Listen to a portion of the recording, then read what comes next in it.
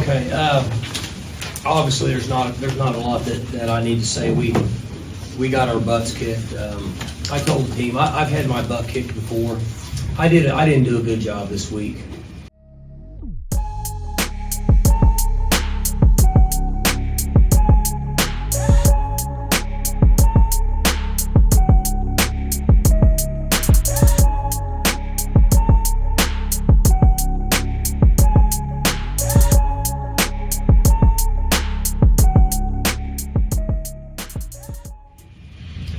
I was concerned about a variety of things this week. We didn't practice like we normally practice, and that's my fault. And that's what you get. I apologized to the team.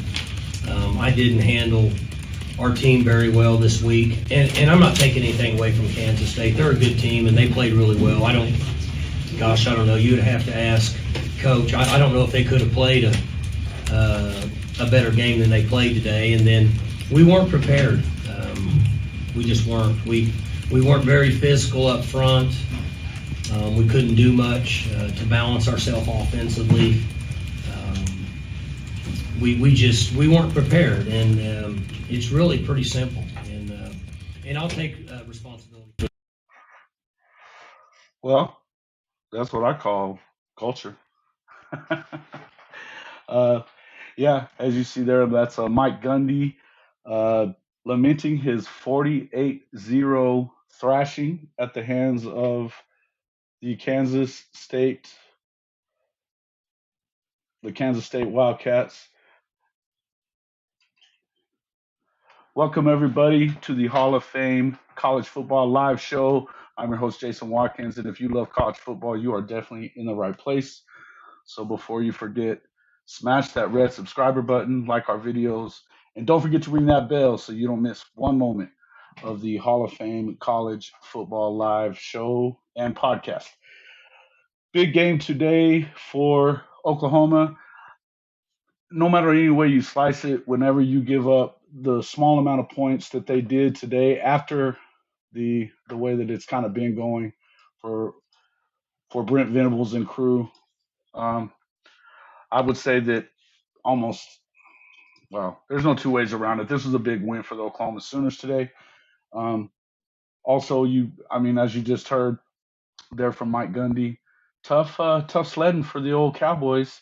We got to hear all week how that was the main theme of Gundy's press conference on Tuesday was just the culture that they've built around Stillwater in his 18 years.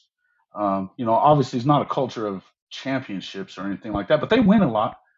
Of course, only if the game doesn't matter. Today definitely mattered, and they go out and hang a little zero up, give up 48 points to a backup quarterback, and might have just shot themselves right out of the conference championship race. Um, hey, what can you say? What can you say, folks? If you uh, like our videos and want to, continue to see great content week after week with Bryce and myself on the Hall of Fame College Football Podcast, please don't forget to hit that subscriber button. I'm hoping that this live is going just as planned. Let's see. Yeah, there it is. Good to see. Good to see. If you're out there, I've only seen a couple of people in there right now, but hey, give us a hello and what's up. Talk to us a little bit about it, and let me know what you think about what you saw today in college football. Um, again, just to me, I really felt like this Oklahoma game was big. You were going up. I know Iowa State. They're 0-5 now in conference. If you look at pretty much every game, they've been within a score. They lost the game to Baylor within a score. They lost the game on the road at Texas within a score. And really, that game came down to what could have easily been a targeting call. And even if you weren't going to call it targeting there, Decker's knee was down. Ball comes out. That ends the chance for them to come back. So to me, I feel like it's a big win for Oklahoma to be able to get out there and kind of, well, not only put up a good defensive effort themselves, only giving up 13 points on the day. I know there's been a few weeks there, those 3 weeks in a row, that everybody would have loved seeing them just give up 13. That's actually the most that anybody has scored against Iowa State this season as well, 27 points, as they are a top 10 nationally scoring defense, the number one scoring defense, and all around defense in the Big 12. Uh, Kind of looking around at the Big 12 schedule today, TCU number one in the conference at 5-0 conference, 8-0 overall. They go to Morgantown and win 41-31 in a game that really was close for a while. But TCU doing what they do, they get behind a little bit and they seem to come back. Also, we just talked about Kansas State beating up on the Pokes 48-0. And then we've got one still going on now, but it's essentially over with as you have Baylor handing 45-17 crushing defeat to the Texas Tech Red Raiders. And that one's in Lubbock as well. So tough day for the old Red Raiders. Baylor looks like they're kind of a weird squad this year. They seem to kind of have some different issues that go on from week to week, but either they're really good or they're really bad. And but that's a big win for them. Texas Tech, they're 4-3, 2-2 in the conference on the season. They got their 2 wins, one of them against Texas. Texas today, boy, they were struggling against that bye week. They couldn't help themselves but to jump on Twitter and talk as much trash as they possibly could, whining and complaining about such things as the officiating and how they didn't have any, turnover or any penalties against them a week ago. Folks, if you're a Texas team, you don't have any excuses other than sorry. That was silly talk. When you have Quinn Ewers going 19 of 49 for passing, and then them not giving the ball in most of the second half to Bijan Robinson or Roshan Johnson for that matter, it's kind of on you. And he's 1-6 now in games when he has led at the half. So kind of an issue that Texas has on their own. You can complain about officiating all you want to, but there was plenty of reasons why you should have won that game last week and didn't. And I mean, look at the chokers that Oklahoma State can beat. So you let them back in that one. So kind of on you. Also around, we'll go ahead and pop up some of these scores. Anybody in here? Got one watching so far. Okay, all right. Well, taking a look at around the again, big win for Ole Miss. Another loss for the Aggies. That's going to put them at 3-5. They're out of timeouts. They're going to go to 1-4 in the conference. And I tell you what, when you have the number one recruiting class of all time, and you've been for all 5 of Jimbo's years have been in the top 10 recruiting, really, are there any excuses left? Because I got to tell you, I don't see it. There's just no way in the world that I would even. And again, and I know I've said this a bunch, but if you're LSU, man, you've got to be thanking Texas A&M over and over and over for paying Jimbo. And I've heard more lately that it was possible that they didn't even really want Jimbo, but that was what was being floated around out there. I know Feinbaum has something to say about that the other day. But he got them to extend him for $95 million. If they were to fire him now, they would still owe him almost $86 million. What can you do if you're A&M? But suck it up and deal with it, because, and really, you could say, well, he's going to have to give up play calling duties. Well, what incentive does he have to do that? Because I mean, I don't see any incentive for him to do it. He can tell him to kiss his ass. What are they going to do? Fire him and pay him? You can't really do it. If you look at Auburn is still owing Gus Malzahn money, and they're about to fire another coach here any day now with Brian Harsin, and and they've been the laughing stock of the SEC since they fired him. So it's kind of one of them deals where um, mm, this may not be quite over yet. That is going to be, there's a timeout, and it looks like they're going to get the ball back here. So we're gonna stick with this one for just a few minutes. We'll kind of see what happens here. 3rd and 3, no gain. Yeah, it's 3rd and 3 now. So Ole Miss still has the ball. Texas Tech or Texas A&M just called a timeout. There's 1:05 left. It's going to be, looks like 3rd and 3. Yeah, yeah, they're going to really need to get a. Texas A&M is going to need to stop here. Defensively is really not their issue though, so we'll see what kind of happens there. But again, even having this to where they were picked to finish no worse than about third in the SEC this year. They were a preseason number 6 team in the country according to most of the polls. They were definitely a top 10 team for every poll. I always thought that was probably a little overrated. So yeah, they just punted it 60 yards to the Texas A&M 8. So they have to go 92 yards in about a minute, 54 seconds left, and they need to go 92 yards or at least far enough down to kick a field goal at 31-28. We'll see what they do. Offense has not been their real strong suit there in College Station. Um, Further around the country, let's kind of go back and take a look here.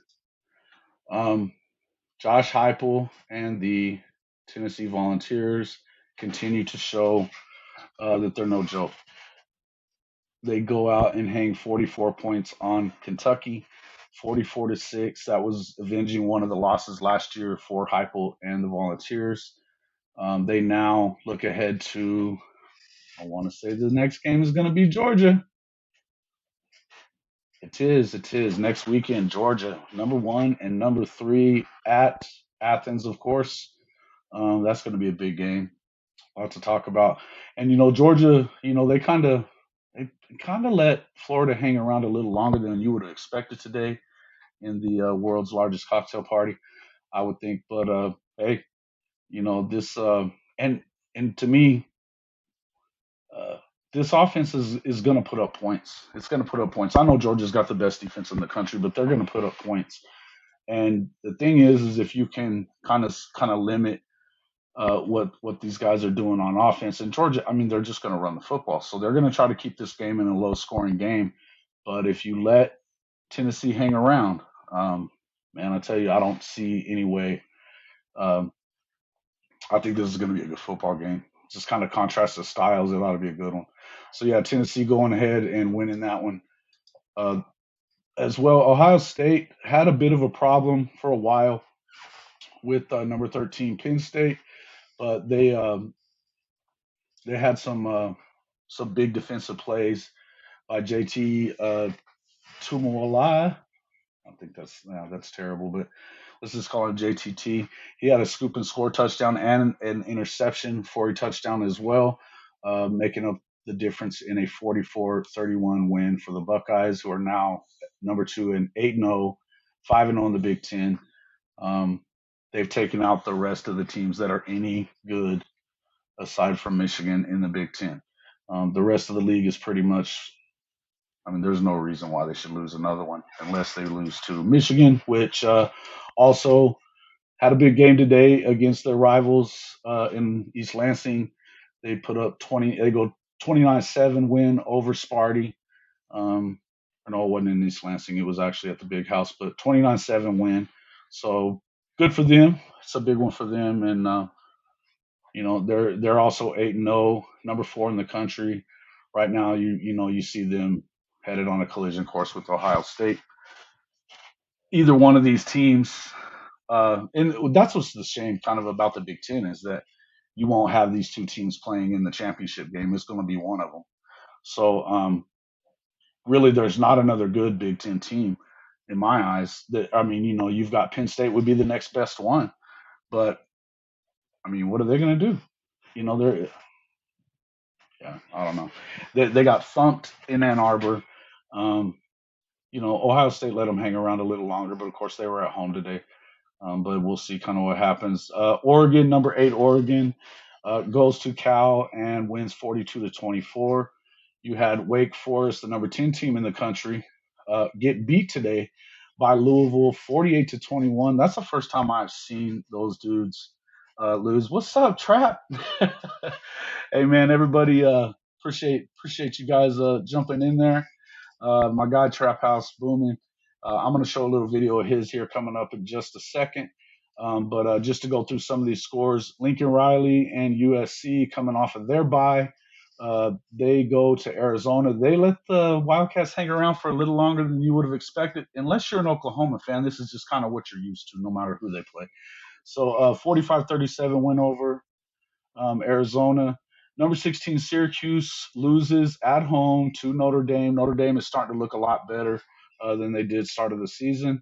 Then, of course, you had number 17, Illinois. They continue to look pretty good. They are at 7-1. That would be the next best team in the Big Ten. I still don't feel like it's a very good conference. I just don't feel like it's a very good conference, man. But yeah, we'll see. 26-9 win over Nebraska. And then Missouri goes in and takes care of Spencer Rattler. And South Carolina, you guys get a win over Texas A&M a week ago, go to 5-3, and you lose to Mizzou. Really? Good old Spencer. Good old Spencer. Obviously. Oh man, that's something. But again, Georgia with a 42-20 win over Florida in the world's largest cocktail party rivalry game. And UCLA right now is still, it's just in the first quarter. They are up 14-3 over Stanford. And North Carolina is up 42-24 in the fourth quarter over Pitt. There's about 9 minutes left, but that one looks to be well in hand. We're going to go to a quick commercial here for you real quick, and then we'll be right back to talk a little more about these guys. Hey folks, Jason Watkins, Hall of Fame College Football Podcast. If you'd like to help support our show, we have a fabulous way for you to do so. We have teamed up with the number one team merchandise retailer in the world, Fanatics. That's right, Fanatics. Now, the next time you need a new hat for your favorite team, shirt, even memorabilia, all you have to do is go to our website first, hofmedia.us/fanatics. That's hofmedia.us/fanatics. At the bottom of the page, there is a blue Fanatics logo. You click on it, then shop as normal. You're going to get up to 65% off everything in the store, and we get a small commission for everything you purchase. It's a win-win. So again, hofmedia.us/fanatics. That's hofmedia.us/fanatics. You help the show and save a bunch by doing so. It's a win-win situation, and we get to continue bringing you fabulous content week after week. Hey man, thanks a lot everybody for jumping in here, and now we got more live viewers. I'm going to continue. We just kind of started doing live, so I'm hoping maybe we're going to get some more out there. But obviously, you'll be able to see the replays of all these coming up. Thanks a lot, Jake, for coming in to the show. Big Trap, man, appreciate you, man, sending people over here already about it. You guys tell us what you think about this Oklahoma State debacle, what it seemed like over there in Manhattan against Kansas State. And what do you see this Big 12 conference race coming down to? Is Kansas State going to go ahead and get through to the championship game? They still got Texas, but they get them at home. And as we know, Texas is 1-6 in road games since Sarkisian took over. So I would say they've got a good chance at doing that as well. So yeah, Jacob, yeah, K-State, yeah, man. Hey, I think it's pretty obvious, man. They came into Norman, and with the defense of the way that Oklahoma played that day, you can say what you want, but this is a team we're talking about in K-State that they had a backup quarterback in there today, and they hung 48 on Oklahoma State, and it never looked good. And as you saw Gundy say at the start, I'll throw it back up there since we didn't really have anybody in at that moment. Here's Coach Gundy talking about that loss. Okay, obviously there's not a lot that I need to say. We got our butts kicked. I told the team I've had my butt kicked before. I didn't do a good job this week. I was concerned about a variety of things this week. We didn't practice like we normally practice, and that's my fault. And that's what you get. I apologize to the team. I didn't handle our team very well this week, and I'm not taking anything away from Kansas State. They're a good team, and they played really well. I don't know. You'd have to ask Coach. I don't know if they could have played a better game than they played today, and then we weren't prepared. We just weren't. We weren't very physical up front. We couldn't do much to balance ourselves offensively. We weren't prepared, and it's really pretty simple. And I'll take responsibility for that. I learned a good lesson. I tried to do a couple things different, and obviously I'm not going to do that again. So When you have, for a guy that was talking culture all week, his entire press conference, they talked about the culture of Oklahoma State um, the entire time on Tuesday. And if you got a culture that's all set to go, because he was like, I don't do anything anymore but decide about fourth down. Well, maybe you need to do a little more. And what were you? He said that they tried to change a few things this week in practice. Why? This is weird. What a weird deal, man. Um, Shame, shame, shame. 48-0 loss at K State. Yeah, and I got to tell you, I think that Kansas State's defense is underrated, and when you've got Deuce back there, and you can do the things that they can do, and this backup guy coming in, he actually had. Let's go back to this game and just kind of take a look at it. Uh, Let me get this top 25. I'm just gonna go to the Big 12. So yeah, you have Deuce Vaughn had 22 carries for 158 and a touchdown. It's Howard, who came in place of Martinez. He was 21 of 37, 296 yards, 4 passing touchdowns. For a non-passing team, that's big. So yeah. Hey, look, yeah. Let's call it what it is. They're trapped. This is exactly what happens. And that's what I was thinking. I was like, culture of what? The entire first part of I mean, I watched that press conference, and they're talking about the entire thing of just the culture that they have set there and all that kind of stuff. What's the culture? Because every time you are close, you have a chance to win the conference championship a year ago, and if you win that game, you go to the playoff. And what do? They cough it up. And you can call it 6 inches if you want to. I'm going to tell you that when you have 4 interceptions from your quarterback, and you get 4 interceptions from your quarterback, I don't want to hear about that 6 inches. And you still didn't get your 6 inches either. So, should have won that game no matter what. And again, yeah, hey, Jimmy, you're absolutely right. They fold every time. And it's why I've been saying most of the year, I've been saying that this is one of those games. This is one of those years that Oklahoma is quote unquote down, and they are. They're rebuilding. They're rebuilding, but you can bet on it that when it comes Bedlam time, that Okie State's not going to win that. Yeah, I was hoping that they're probably still going to be ranked. They're probably still going to be ranked, but it'll be maybe not though. You might be right. You might be right, Jake. But I'm going to tell you, no matter what. Well, when's the last time that Oklahoma State won 2 in a row in this series? I know that he's only won 3 in his 18 years as head coach there, Mike Gundy. So I'm feeling like there's no way that these guys end up doing. I mean, I've just seen it coming all season long. That you can see that it was going to take. Oklahoma's going to need to get better week after week. It seems like they're going to do that as long as Dylan Gabriel's in there in that lineup. Because even though that offense, they're going up against the number one defense overall and scoring defense in the Big 12 today.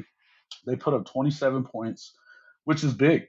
But and even though I know a lot. There were some people on Twitter, trashing on them for not getting anything done right away. That's the kind of game where you're going to have to kind of trudge it out, get some yards on the ground, do it as methodically as you can, but just stay ahead. And then the defense having 3 interceptions in the game, uh, you know, it's just yeah. Jacob said not ever. So you must be talking about the Bedlam game. They've never won 2 in a row. Okay, yeah. Well, I wouldn't expect it to happen this year either, but you never know. I guess you never know. I guess um, I would think that that's just going to be kind of how it is. But anyway, you know, again for Oklahoma to go out there and you've got an offense that's really kind of taking care of business, and I would say that it's as big a game as you could have had for them. So you turn around and here in what 2 weeks is when you're going to have the Bedlam game. Um, you know, I, I feel like they kind of already spit the bid on this one to get a chance to get back to that conference championship game. And if they do still have an opportunity, Oklahoma should take care of that in a couple of weeks. Um, that's just kind of how I feel about it. Let's talk a little bit about Texas. Tell me a little bit about what you guys think about these Texas Longhorns and not being able.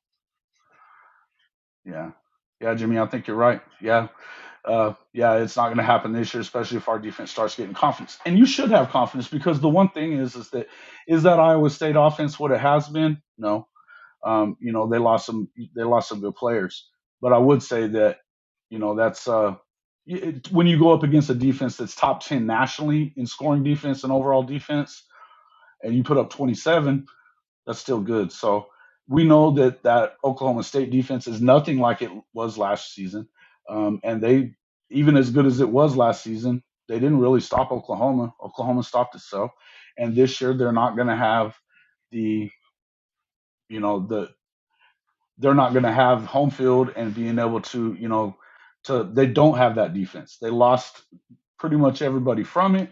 They gave up 48 today. I don't really see Oklahoma having a hard time putting up points in that game. It's going to be on the road, and you know what happens in Norman when when Okie State comes in. They just generally they never play well. So I feel like that's a pretty foregone conclusion. I felt like that for a long time, even when Oklahoma wasn't playing great. I felt like that they would probably win that game anyway, as long as it mattered to Oklahoma State. You know, but yeah, and Jacob, I think you're right there. He says that our D just needs time; it'll happen. Of course, I mean, look. First off, and I've been saying this a lot, and I'll go ahead and say it again. There was 44% roster turnover throughout. You lost the entire coaching staff once Kel Gundy was let go. That was the entire coaching staff turned over as well. Now, 44% of that roster, 13 guys that were on the defensive depth chart that are no longer at the school. Look, there was going to be some changes, and you're probably going to have to get worse before you get better. That's just kind of how it goes. And so I feel like it's a work in progress. Anybody who had these ridiculous expectations of them going to the playoff in the first year, even winning the conference championship, and I'm one of them that thought that they would probably compete for the conference just because it's Oklahoma. That was a little bit. Those were too high of expectations, and we needed to curb those as fans. But to me, I felt like this was a good win for them today.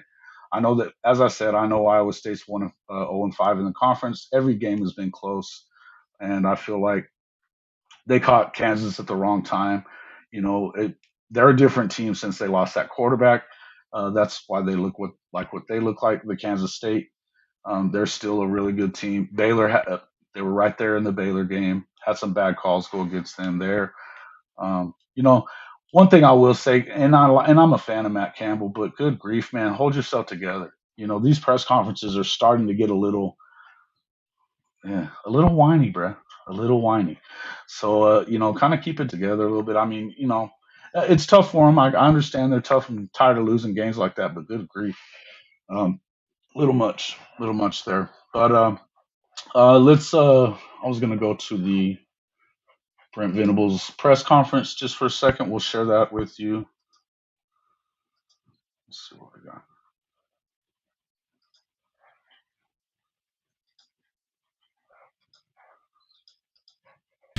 good of a game did he play mentally in this game? Again, I give him an A.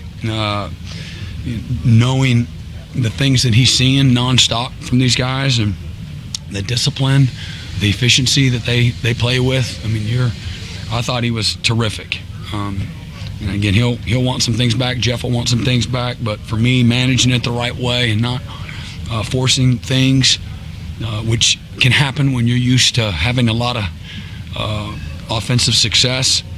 I thought that again, the play calling and the execution was terrific from that standpoint. When you give up a high point total defensively 4 games in a row, how difficult is it to get the confidence back? It's not an easy thing. But we have a lot of our guys are smart, and they've got a lot of video evidence. What we've been able to do on the practice field, again, the improvement that they've made. I think that's where you can continue to have confidence and belief in our coaches and our schemes. But we have a lot. Our teach tapes, we got a lot of teach tapes, and they see when we do the little things right, when we trust, when we align, we stance, alignment, assignment, key. We play with the discipline that it takes. We play with the aggression and the assuredness that it takes. Then good things will happen, and good things will happen for those that attack. And that's what we've been. We've been trying to get our guys just pull them through the knothole when it comes to having the attack mindset all the time. Trust. If you like our show and want to help, if you want to help the show continue to bring you content week after week, and you can add to your wardrobe at the same time, we have a partnership with the #1 team merchandise company in the world, Fanatics. So all you got to do is hit our website, hofmedia.us/fanatics. That's hofmedia.us/fanatics. Go to the bottom of the screen, tap the Fanatics logo, and just shop as usual. You're going to get up to 65% off everything in the store just for using our link. And as you saw earlier today,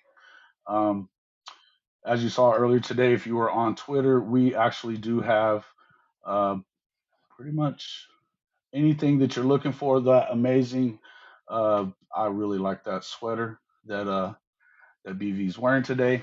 That is on our website as well. If you want to go straight to there, you can just use that web address right there at the bottom of the screen. It's bit.ly/HOF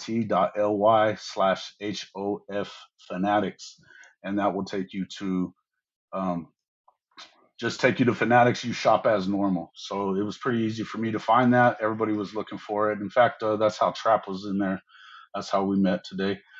Just check it out and see kind of how everything goes. Let me know if we're getting sound now. Is everybody getting sound now? Come on now. I'm hoping everybody we are. So anyway, hofmedia.us/fanatics. That's hofmedia.us/fanatics. All you got to do again, click that button at the bottom of the page. If you do want to become part of our newsletter, just be on our mailing list, we will actually you can do that on that page as well. That hofmedia.us/fanatics. Either way, you can shop straight from there and get up to 65% off. So just by using that link, you get the best deals. That sweater, that hoodie that BV was wearing today, him and his staff, is available on the store now. It's actually $20 less than anywhere you're going to find it in the Oklahoma City area. So take a look, jump on there. We do get a small commission. You get 65% off everything in the store, up to 65% off everything in the store. But it's a great deal for everybody involved. So take a look at it and go from there. Also, folks, help us out and okay, good, sounds there. Good. Help us out with, we've got our 4,000 watch hours. We haven't quite made it to our 1,000 subs yet, or we're still working on it. So share us as much as you can. Help us get to that subscriber number that we need to, so that we can monetize. We're bringing you content week after week. This is our, we've only been doing this for a couple of months, so we had it about a month leading up to the season, and so we've grown quickly. But we'd like to go ahead and get monetized if possible. Somebody say, hey, if you're a fantasy football guy, you got to be checking out Bryce Pinson on TikTok. He is Bryce. It's fantasy sports _Bryce. You see it there on the screen as well. fantasysports_Bryce on TikTok. He is the human cheat code when it comes to fantasy football. He gives you. I just pretty much turned over my entire roster to him after the first couple of weeks, and we're just winning easy. So there it is, folks. Just again, as you heard Venables talking about there, a lot of big plays with Turk. He had a touchdown pass and those big punts towards the end where he pinned them inside the 10-yard line. Those are two big punts at key times.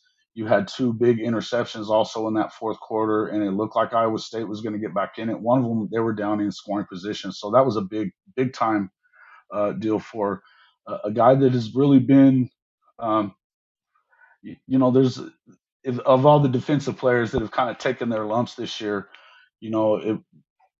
Stutzman's been one of those guys, and then of course so was dang it, I'm trying to remember the kid's name. Uh, Poor kid, man, he took a beating. But listen, it was big for these guys. I mean, this is a big day all the way around. The defense really showing out and only holding them to 13 points, and a game that you have to expect that it's going to be tough scoring all the way around. So that was big for him. And as he said, what I think the biggest thing that I saw in the press conference that I really liked was the fact that especially up until the Kansas game, but even kind of after that one, you were kind of seeing uh, you're you were kind of seeing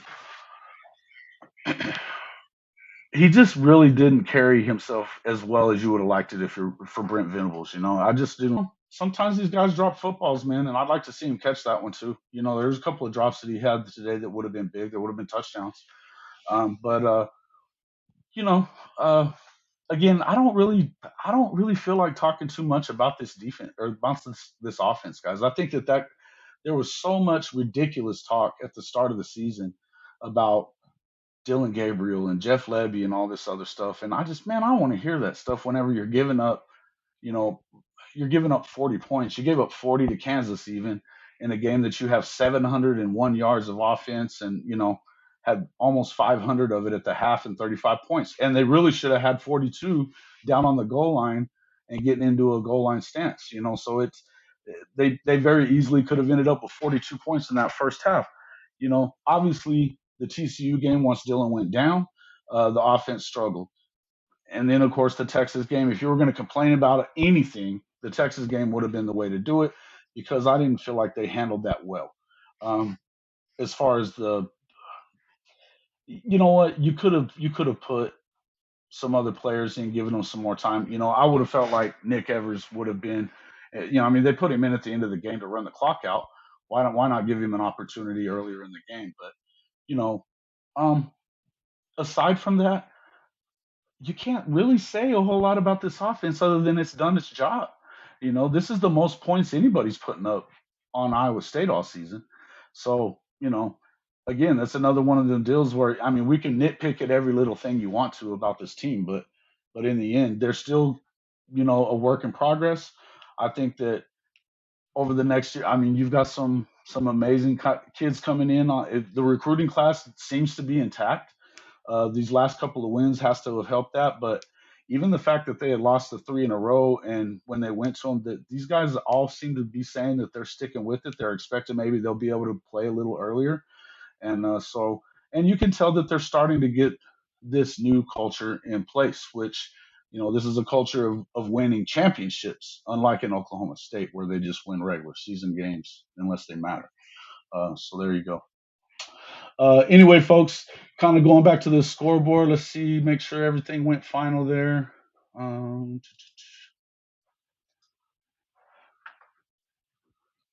But Marvin he had a rough day. You're right. But we can nitpick it all we want to, and we'd like to see him do a little better.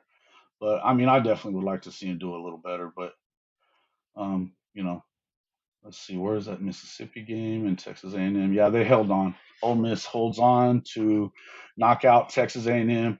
That's 4 straight losses. And if you look at A&M, they probably could be 1-6 on the season. They definitely should have lost that game against Arkansas, and uh,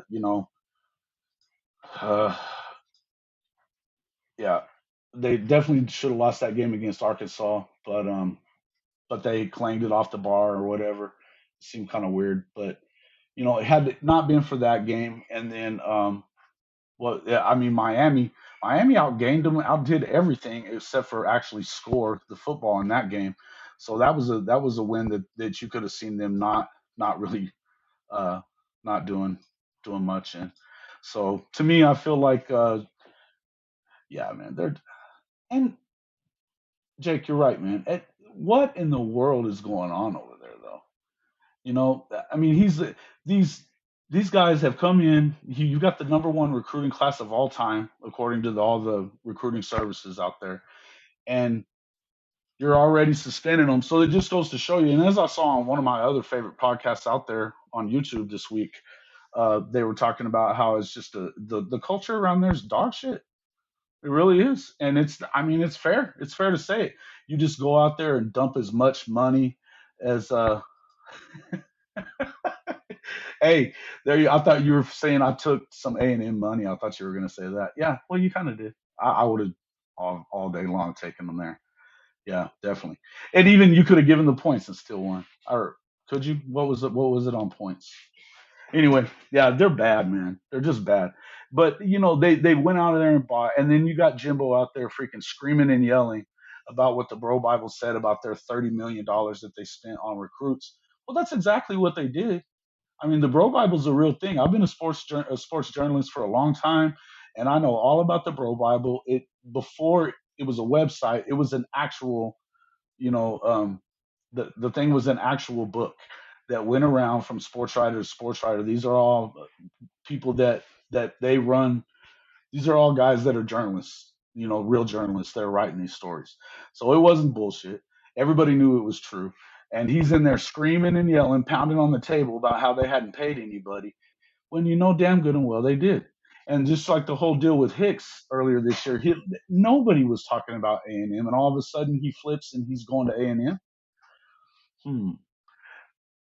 If Oklahoma fans act correctly on Twitter and leave that dude alone, there's a chance you might get him back. How many A&M players hit the portal this year? You know what?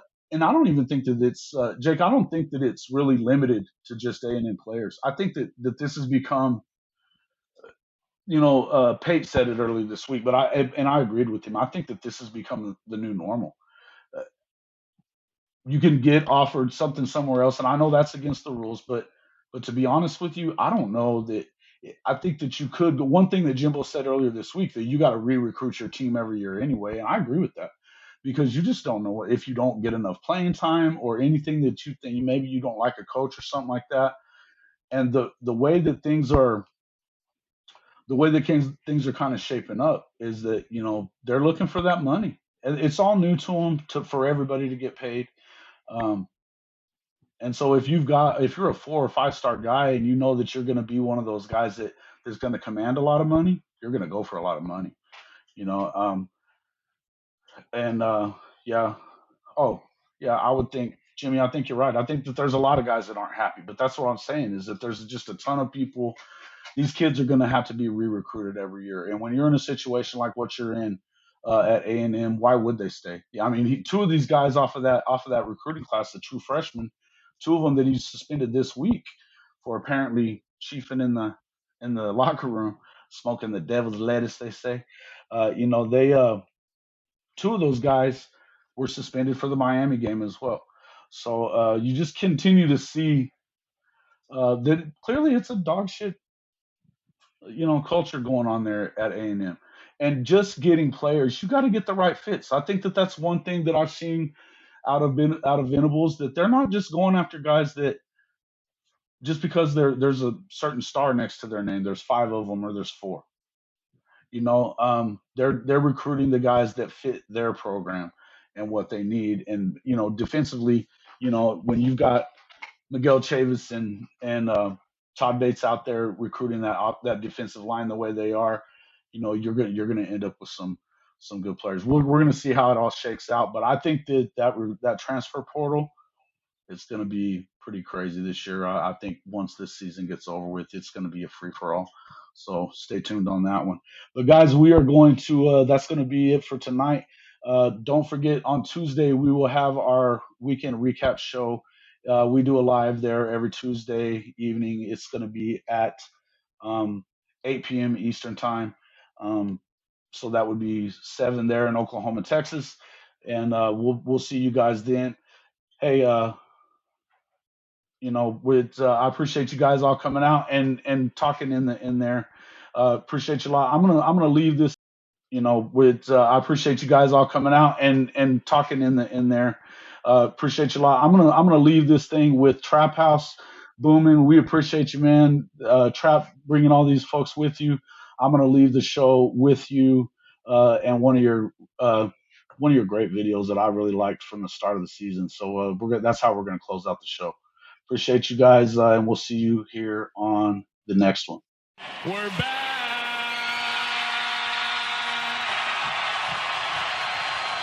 I want to go to Texas.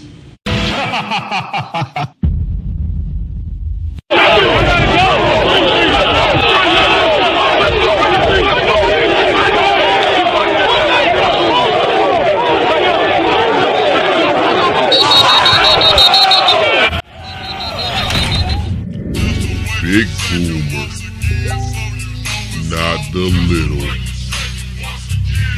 Get all the 5 stars you want, player. It still ain't gonna add up. Trap House. As we continue on, feeling like Parker Thune on this recruitment trail, player. Bucket hat like I'm working the grill at Trey's, player. Big Boomer, taper fade sharper than the Ralph from Mims Jr. Horns down, I'm like dealing with dimes. Trying to eat like Perrion in his prime. Major player off the screen like I'm Marcus Major. On my gritty off the bus like I'm Vader. Up in Adams, heart cold as a wassail. Post game, popping bottles in your Pablo. Crimson Matador, bulls never stick me. Train for battle like them Spartans out of Bigsby, Oklahoma. Sooner game till the pallbearers drop me and they throw the dirt up on me. Punchlines like I'm Brent on the plane. I'm just keeping the main thing. Big Boom, Trap House. You're gonna get what you earn. You gotta pay full price. From Mims Jr. Horns down. I'm like dealing with dimes. Trying to eat like Perrion in his prime. Major player off the screen like I'm Marcus Major. On my gritty off the bus like I'm Vader. Up in Adams, heart cold as a wassail. Post game, popping bottles in your Pablo. Crimson Matador, bulls never stick me. Train for battle like them Spartans out of Bigsby, Oklahoma. Sooner game till the pallbearers drop me and they throw the dirt up on me. Punchlines like I'm Brent on the plane.